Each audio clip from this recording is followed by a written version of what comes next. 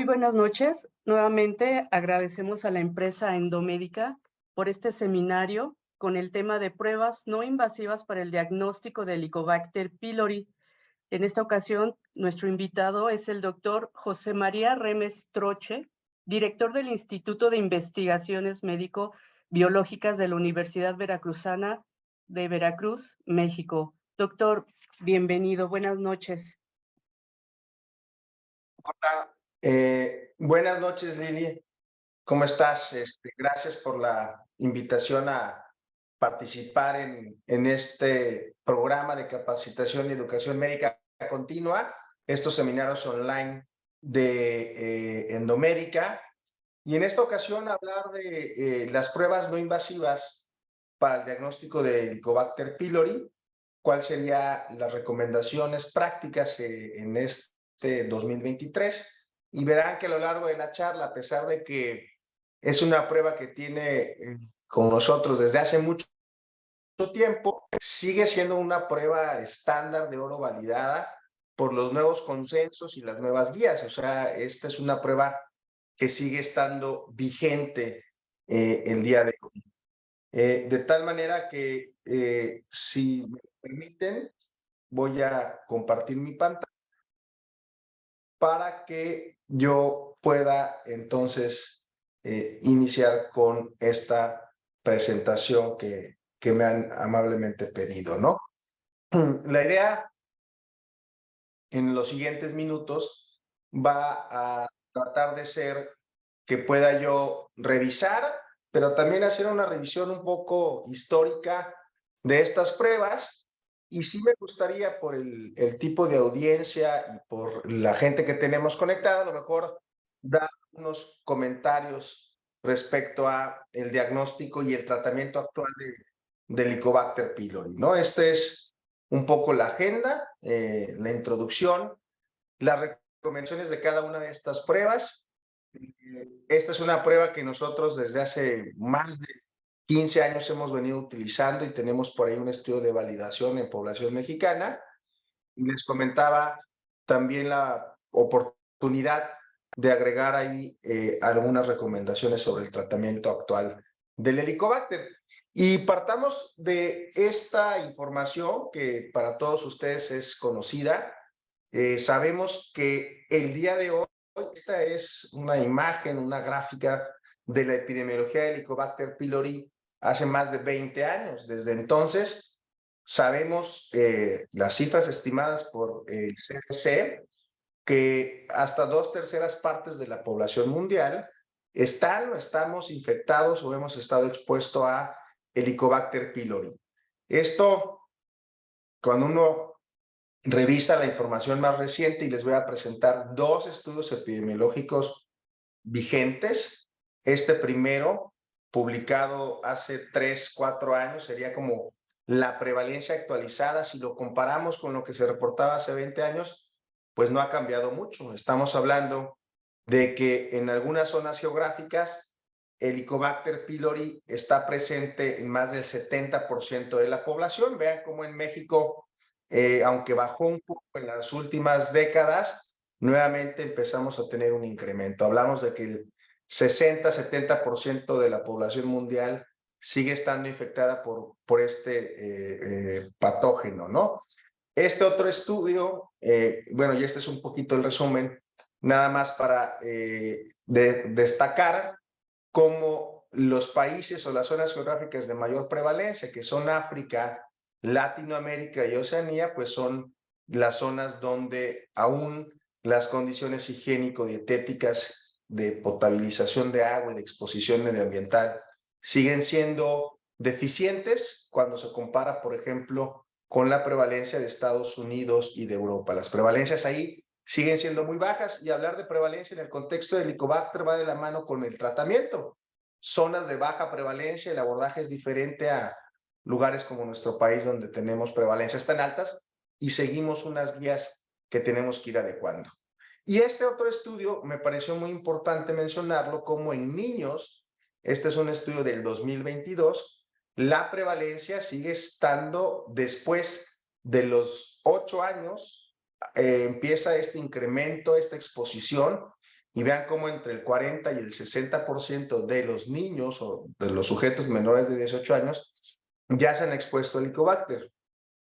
Ojo, aquí un poco lo que hemos aprendido en las últimas décadas es que la alta prevalencia no va necesariamente de la mano con la mayor prevalencia ni de úlcera, ni de dispepsia, ni de cáncer gástrico, a menos de que existan factores concomitantes. Entonces, para muchos, el día de hoy el Helicobacter puede ser incluso un comensal o puede ser un habitante normal de la flora gástrica. Cuando uno revisa la epidemiología en países como los latinoamericanos, Chile, Bolivia, Argentina, los datos son muy coincidentes y se van pareciendo a lo que hay en Asia y a lo que hay en África. Y también esto lleva un poquito a la reflexión de si necesariamente es todo relacionado con el medio ambiente o hay alguna predisposición genética. Y la hay. Sabemos, por ejemplo, cómo hay grupos o poblaciones de alto riesgo. Quizás es una cuestión de susceptibilidad genética, también es una cuestión evolutiva del mismo Helicobacter.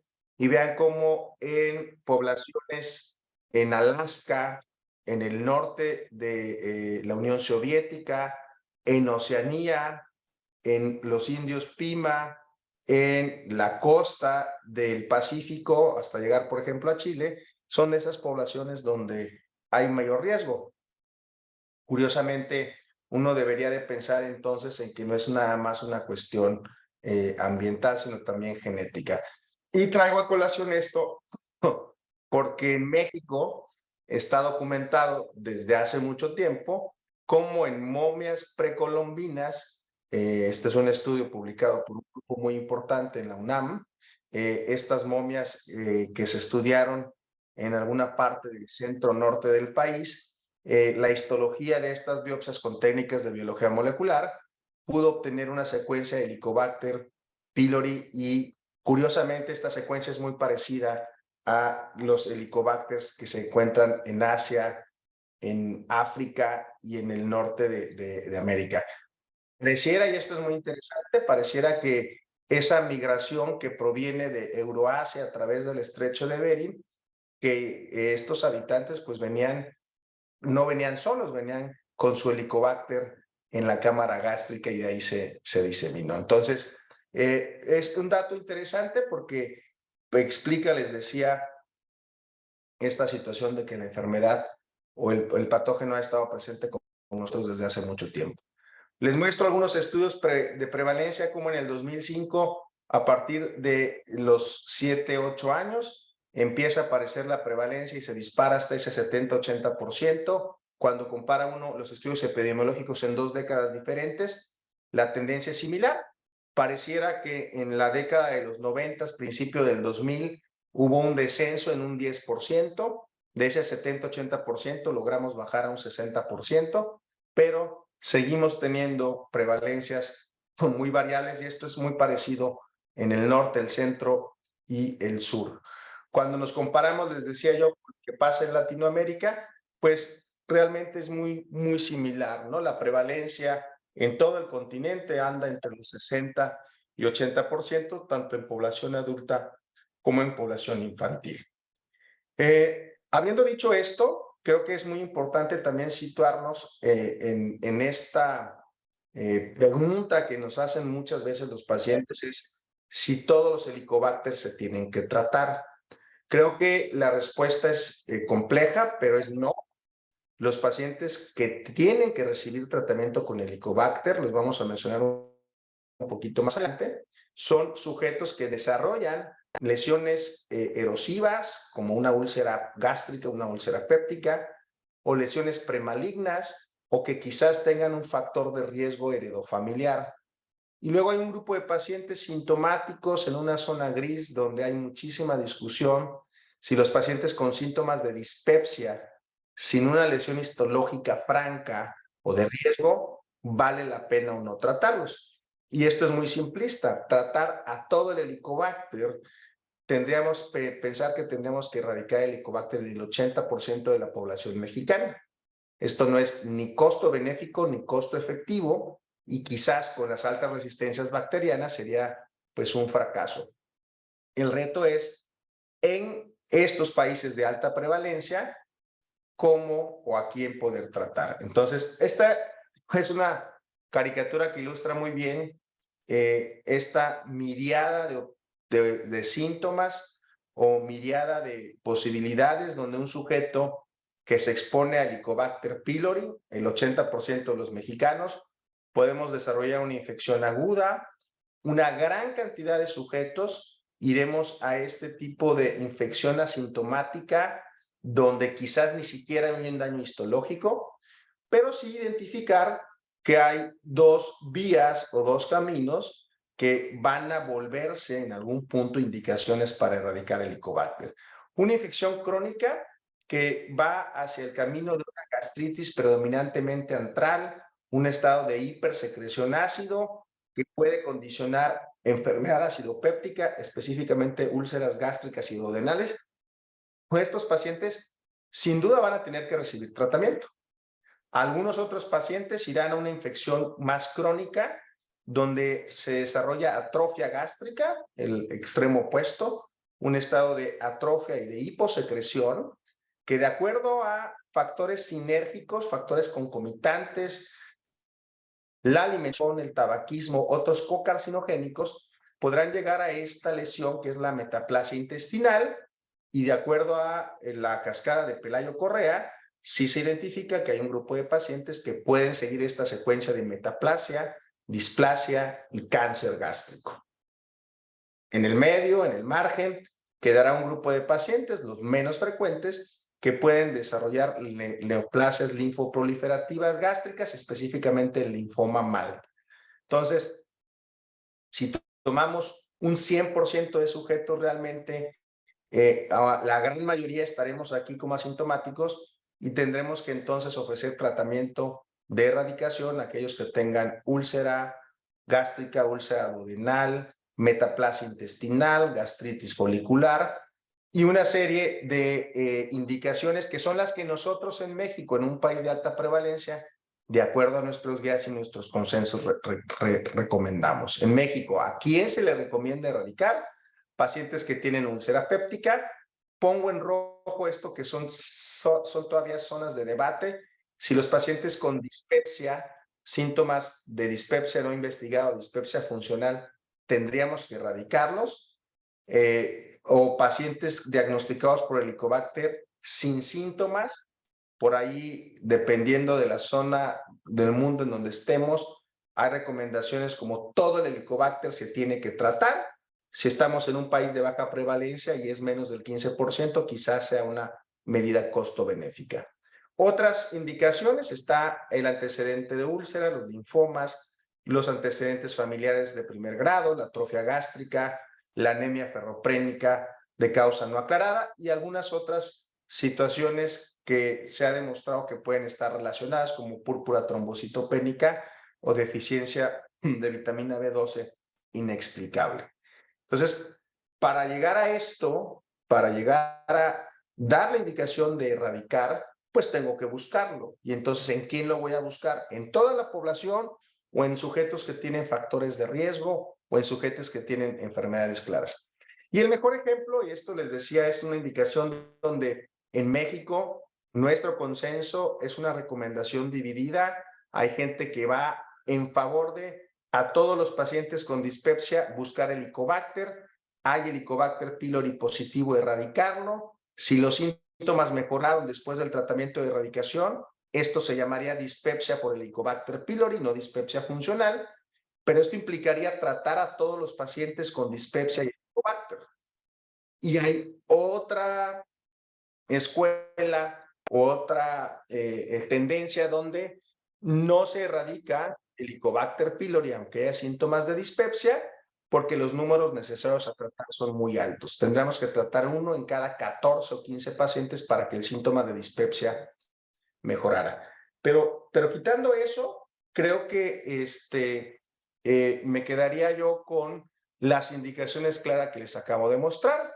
Hay algunas estrategias en otras partes del mundo donde dice a todos los pacientes mayores de 60 años o 50 años, dependiendo del de donde estemos nosotros realizando nuestra práctica, van rápidamente a hacer un estudio endoscópico. Nosotros en México, nuestras guías de recomendación empiezan a bajar los rangos, la edad de un sujeto asintomático para la extinción oportuna tanto de cáncer gástrico como cáncer de colon, han ido bajando, ya no son 60 años, sino son 50 años en cáncer de colon, 55 años en cáncer gástrico, ¿no?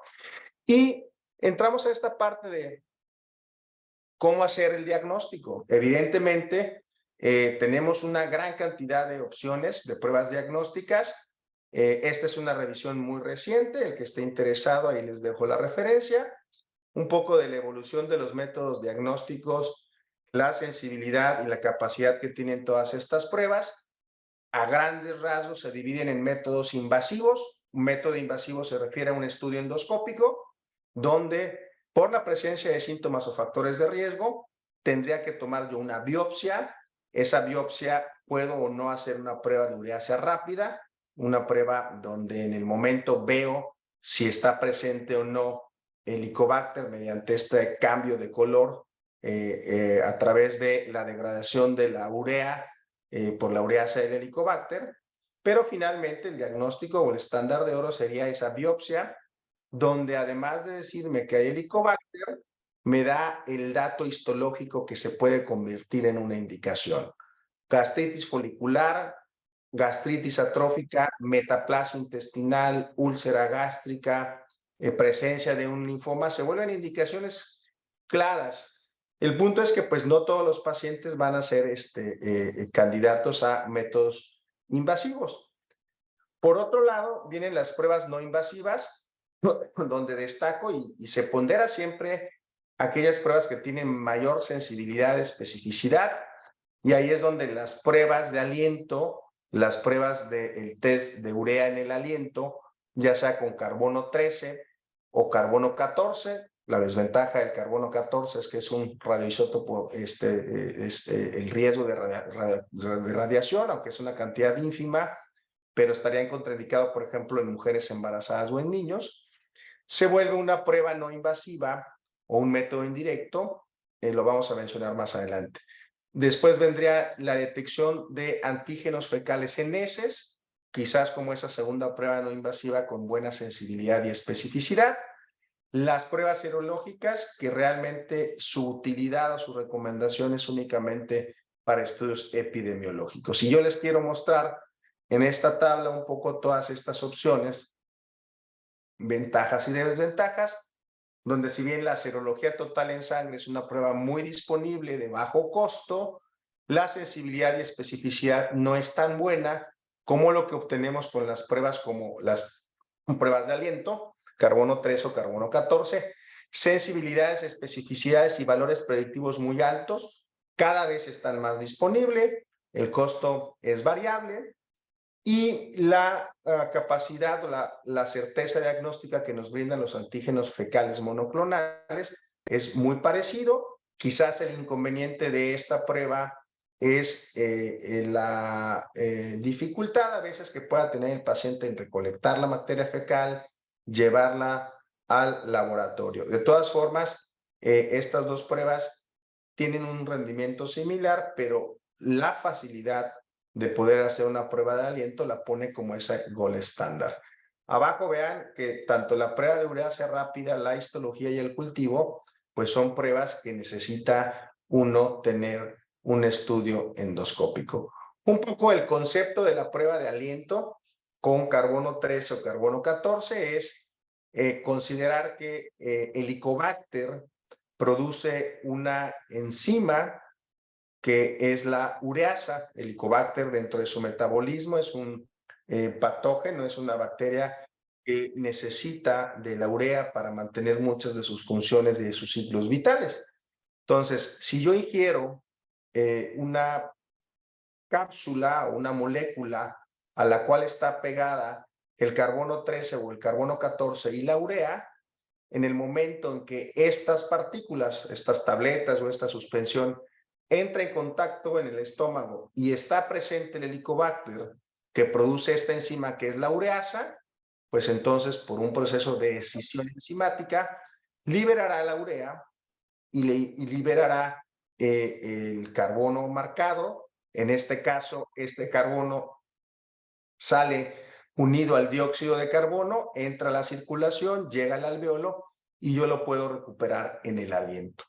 De tal manera que de forma indirecta lo que estoy midiendo es la capacidad del Helicobacter de producir esa enzima y es una prueba pues bastante sencilla y fácil de entender. Recuerden que el carbono es una molécula que tiene 3 isótopos o 3 formas diferentes, el carbono 12, el carbono 13 y el carbono 14, que está abundante en la naturaleza. El carbono 14 es un isótopo radioactivo, es un isótopo que, aunque es en cantidades ínfimas, pues tiene este riesgo de radiación y se mide con una técnica diferente.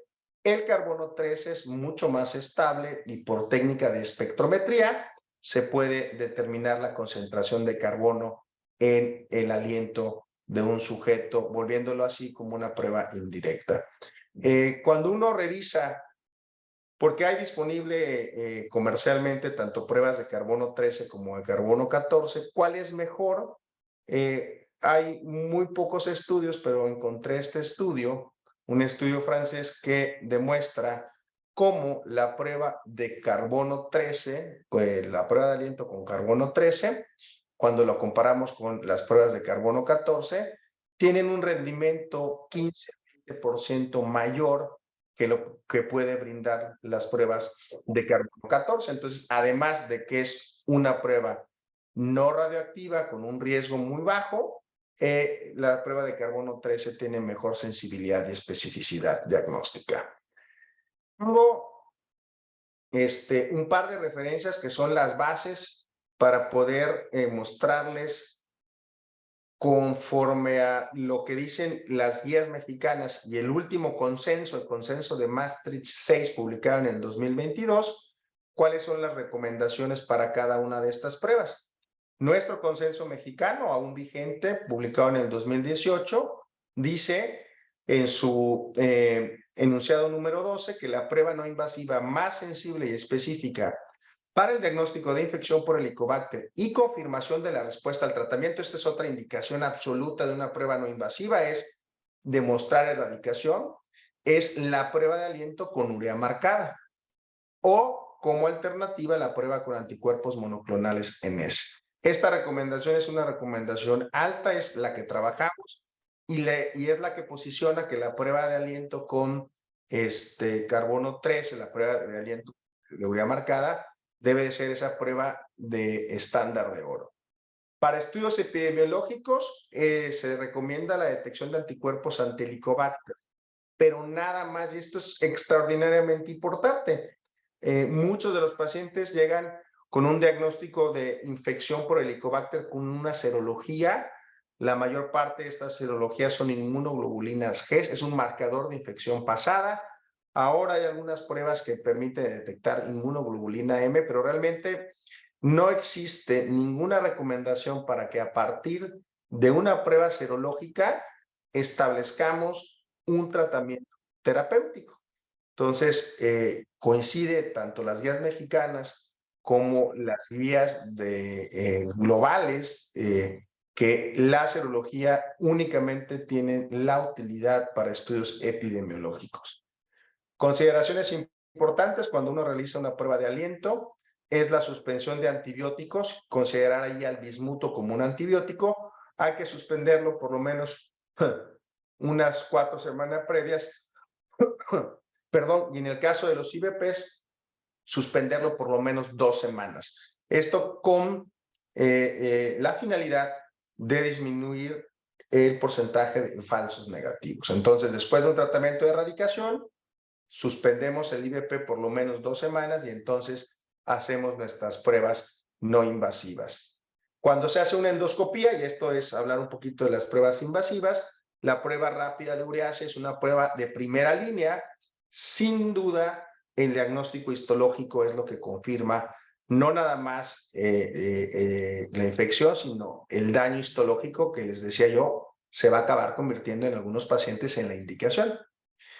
Para confirmar la erradicación del Helicobacter, ya les decía, 4 semanas posterior al tratamiento, nuevamente la prueba de aliento o la detección de antígenos monoclonales en heces es lo recomendado.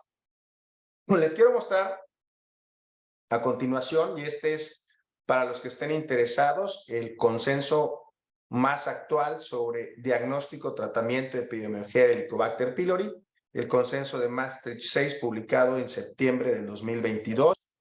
Esto es prácticamente como la guía hacia donde debemos ir, con algunas excepciones. Considerar que muchos de estos líderes y mucha de esta información viene de los datos europeos, donde tenemos prevalencias menores a lo que pasa en México y Latinoamérica. Y verán al final como una de las recomendaciones es, a veces, específicamente cuando llegamos al tratamiento, de salirnos un poco de estas guías. Pero nuevamente, de acuerdo a estas guías, vean que la prueba de aliento se mantiene como la principal herramienta diagnóstica no invasiva y sobre todo para demostrar erradicación de Helicobacter pylori. Mencionan ahí algunas adecuaciones. Esta es una prueba donde el sujeto tiene que estar en ayuno. Pareciera que la administración concomitante de ácido cítrico pudiera mejorar el rendimiento diagnóstico. Son datos todavía aún controvertidos, pero la idea de esta imagen es mostrarles a ustedes por qué, y ese es un punto, el por qué se decidió hacer esta plática el día de hoy, es mostrarles cómo la prueba de aliento pues es estándar de oro. Y los antígenos monoclonales, si están adecuadamente validados, podría ser esa segunda prueba de elección. Les muestro un poquito en estas tablas como esas recomendaciones muy puntuales. Para estudios epidemiológicos, los anticuerpos. Para los pacientes que no están tratados, que no tienen una indicación de endoscopía y queremos saber si tiene Helicobacter o no, pues la prueba de antígeno o la prueba de aliento. Para pacientes que recibieron tratamiento con antibiótico y que no requieren una segunda endoscopía, la prueba de aliento es la prueba de elección. Para aquellos pacientes donde ya tenemos un estudio endoscópico y queremos demostrar la lesión histológica, la prueba rápida de ureasa y las biopsias gástricas. Y este es un escenario que cada vez vemos con mayor frecuencia: el paciente que lleva 2 o 3 tratamientos, quizás en la actualidad hacer cultivos PCRs para diseñar un traje a la medida sea la prueba diagnóstica de elección. Les quiero comentar un poco de nuestra experiencia en México. Esto nosotros lo publicamos en el año 2010, cuando hicimos un estudio de validación comparando el rendimiento diagnóstico de la prueba de aliento, esta marca comercial, el IPROP, con serología, con una prueba de ureasa rápida, CLO-TEST, para el diagnóstico de infección por Helicobacter. Está publicado en la Revista Mexicana de Gastroenterología en el año 2011.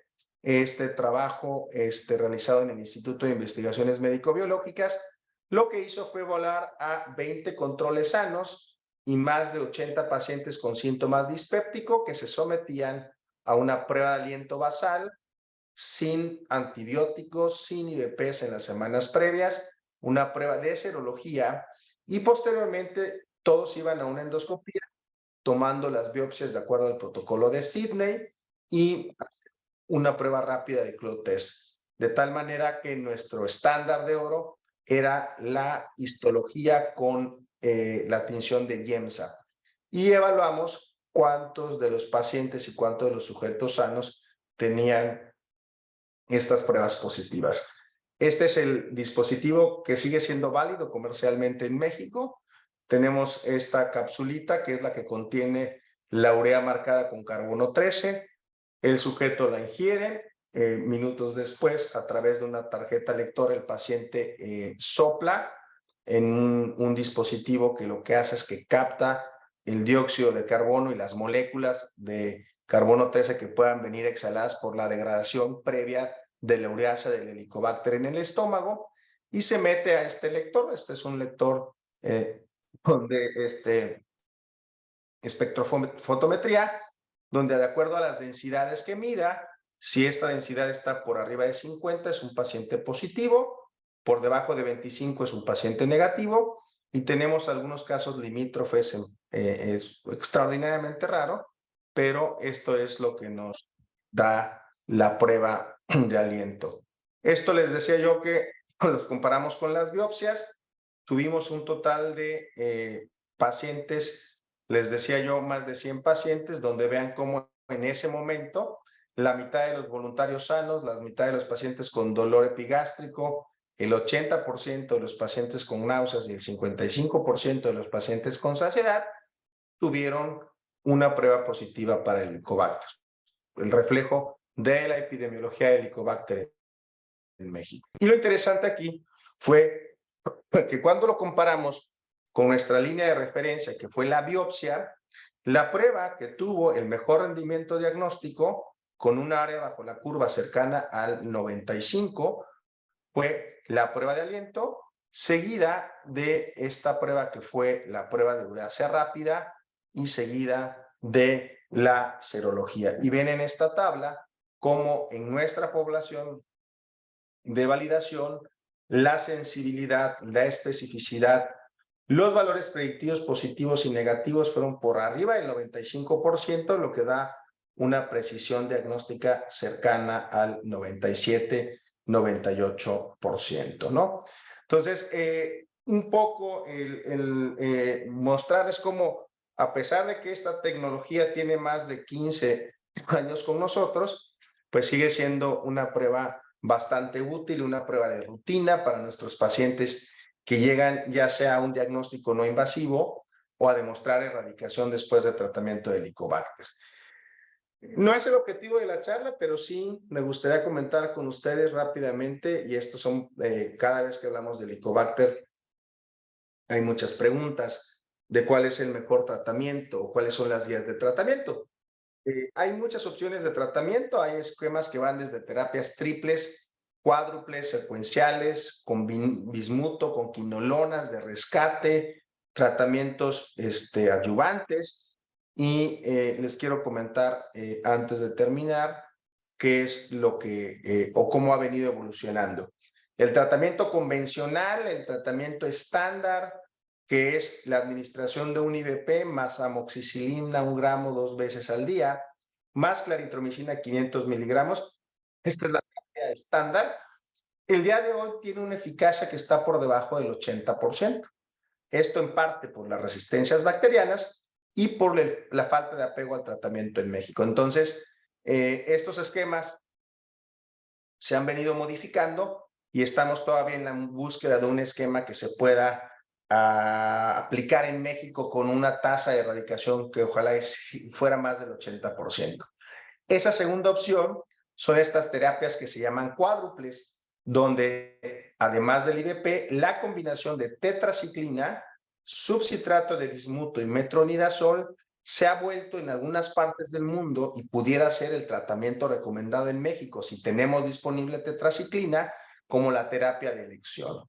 A esto, de repente, quisiéramos tener la disponibilidad en Estados Unidos y en Europa. Hay una polipíldora, una píldora que trae todo, y eso garantiza mucho el apego al tratamiento, pero hay esquemas híbridos como esta terapia que se llama terapia concomitante, que es el administrar amoxicilina, claritromicina y metronidazol junto con el IVP, o sea, es una terapia cuádruple con amoxi, claritro y metro, sustituyendo un poquito la tetraciclina y el subcitrato de bismuto, y este es un esquema que el día de hoy en México estamos recomendando bastante. A pesar de tener tasas de resistencia a claritromicina por arriba del 25%, de metronidazol más del 60%, pareciera que el efecto sinérgico de estos 3 antibióticos logran o llevan a rescatar a muchos pacientes a terapias de más del 80%, que es lo que quisiéramos tener. Hay algunos otros esquemas, como esquemas secuenciales, donde la primera línea es el IVP y un antibiótico una semana, y de forma secuencial la siguiente semana el imidazol y la claritromicina. Estos esquemas se han utilizado, no han sido tan exitosos, y empiezan a haber esquemas más o menos así que se llaman híbridos. Pero les muestro esto porque en nuestro consenso mexicano, a raíz de la altísima resistencia que hay a claritromicina, planteamos que en México el triple esquema de amoxiclaritro no es suficiente y planteamos dos opciones. Una terapia cuádruple con bismuto, metronidazol, tetraciclina, bismuto y el IBP, o una terapia concomitante, el esquema que les mostraba de amoxiclarito y metronidazol, y este es el esquema que estamos viendo que es más fácil de conseguir en México y que está rescatando un poco a los pacientes que fallaban.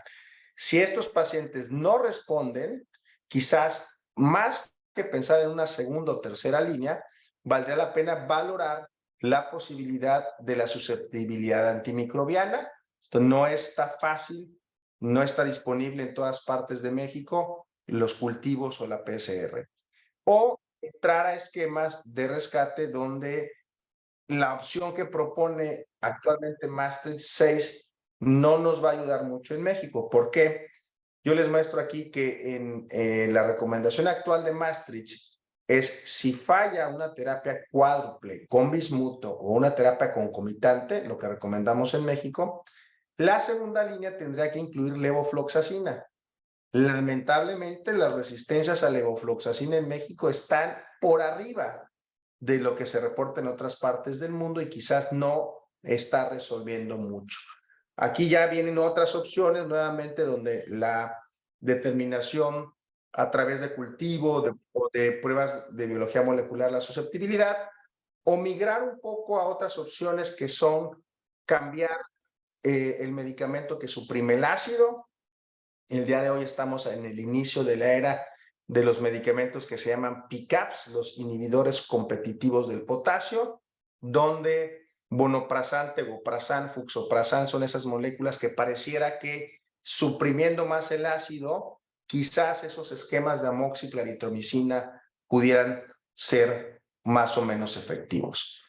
No quisiera terminar, porque esto también es bien importante, a raíz de interés que está resurgiendo en el Helicobacter pylori a nivel mundial, las altas tasas de resistencia, la Asociación Mexicana de Gastroenterología iniciamos en este año esta iniciativa que se llama el Registro Mexicano para el Helicobacter pylori. Es un registro que va a juntar la data epidemiológica de pacientes tratados con Helicobacter en los últimos años para tratar de identificar muy bien el perfil de Helicobacter en los pacientes mexicanos. Somos parte de un consorcio con el registro latinoamericano y el registro europeo. Lo menciono porque estamos ya en la fase piloto, estamos terminando los primeros 10 centros y es muy probable que en un par de semanas vean esta invitación a muchos centros. Va a ser una invitación abierta para aquellos sujetos que quieran registrar a sus pacientes en esto que hemos denominado el Registro Mexicano para el estudio del Helicobacter pylori, diagnóstico y tratamiento. Con esto termino la presentación. Estos 40 minutos creo que han servido un poquito tratando de englobar y de cumplir el objetivo de por qué, cómo y cuál es el beneficio de hacer una prueba no invasiva como la prueba de detección de urea marcada con carbono 14 en el contexto del Helicobacter pylori. Agradezco mucho su invitación y seguramente tendremos algunas preguntas, Lili, para poder contestar a nuestra audiencia. Sí, doctor. Tenemos una pregunta. Nos pregunta la doctora Rodríguez, ¿dónde se hace el cultivo y el PCR de Helicobacter en México? Comercialmente no hay muchos centros que lo hagan.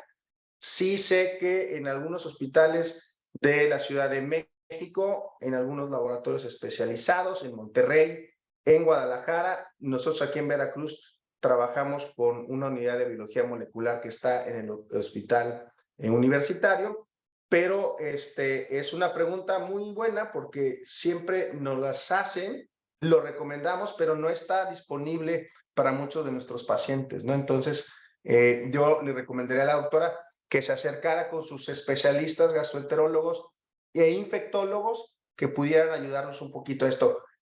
Creo que también es prudente hablar de que muchas de estas pruebas de biología molecular pronto van a estar disponibles o más fácilmente disponibles con estas pruebas de resistencia antimicrobiana que están ofreciendo ya algunos laboratorios, ¿no?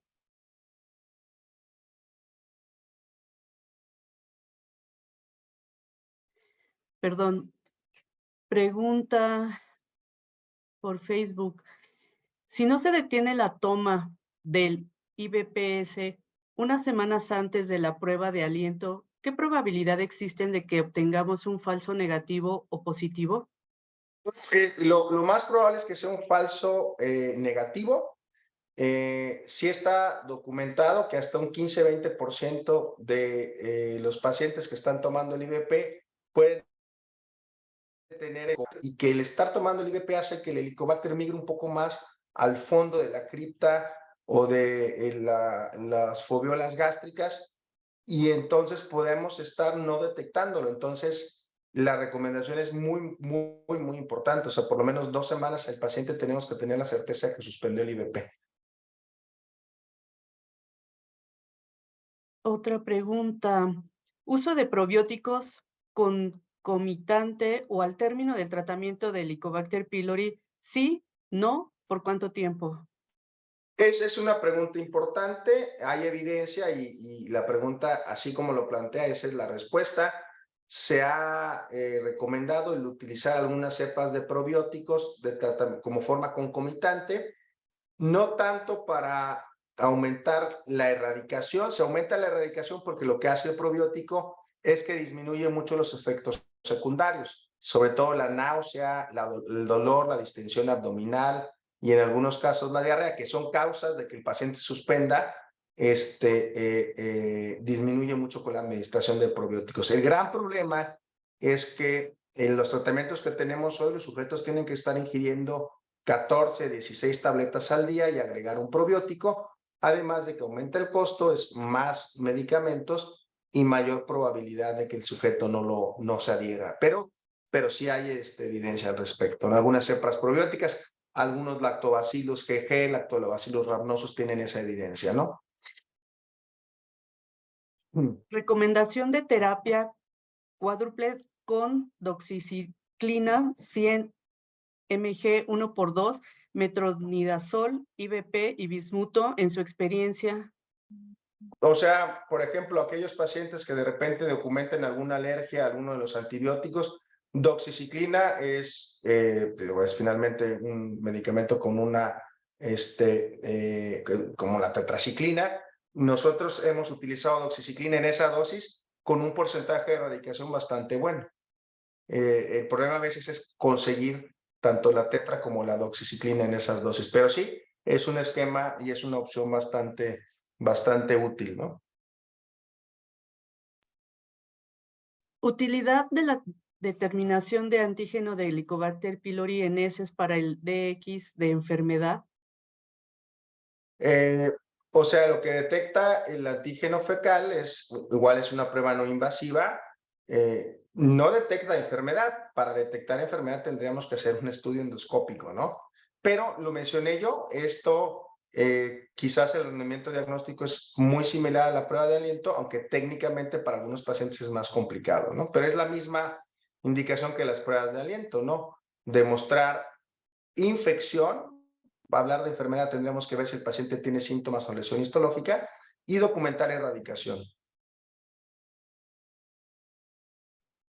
Me han reportado Helicobacter pylori en pacientes en gastritis alcalina. He dado TX para la gastritis alcalina, pero me ha llamado la atención porque se supone que la bacteria requiere de un medio ácido. No necesariamente el diagnóstico de gastritis alcalina es un diagnóstico histológico, no es la mera presencia de bilis en la cámara gástrica. Alcalino quizás se refiere a que el patólogo reporta algunos pigmentos biliares, pero eso no necesariamente habla de que sea un ambiente alcalino dentro de la cámara gástrica. A lo mejor es un ambiente no tan ácido, pero no necesariamente van de la mano, ¿no? Si siempre ha existido el Helicobacter antes de los tratamientos de erradicación, ¿qué pasaba con los pacientes? ¿Cuál es la evolución natural del Helicobacter? Evolución natural del Helicobacter, y hay que pensar en esto, es importante, no es un Helicobacter, son muchas cepas. Hay unas cepas que son más agresivas, hay otras que no son tan agresivas. La historia natural del Helicobacter quizás en algunos pacientes, y esta es la parte genética, pudiera llevar a un estado de portador asintomático. Pero en ese paciente que tiene una carga genética o polimorfismos que lo llevaran a lo mejor a úlcera gástrica, úlcera péptica, duodenal, cáncer gástrico, pues no hay un estudio epidemiológico al respecto, pero uno pensaría que en la antigüedad algunos pacientes iban a alguna de estas vías clínicas, ¿no? No pensarlo como que nada más es una sola, es un factor muy importante, ¿no? Pero no es el único factor para determinar la enfermedad.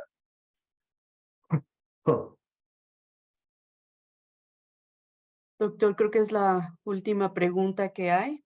Creo que ya no hay ningún otro comentario. Permítame, ya escribieron otro nuevo. ¿Cuál es la lesión histológica esperada en mucosa gástrica en presencia de Helicobacter en biopsia? Lo más común que se reporta es una gastritis crónica, pero no necesariamente la gastritis crónica es una indicación para erradicarlo. La gastritis crónica folicular, la atrofia, la metaplasia, la presencia de lesiones linfoproliferativas son las que se vuelven un poquito esa indicación, ¿no?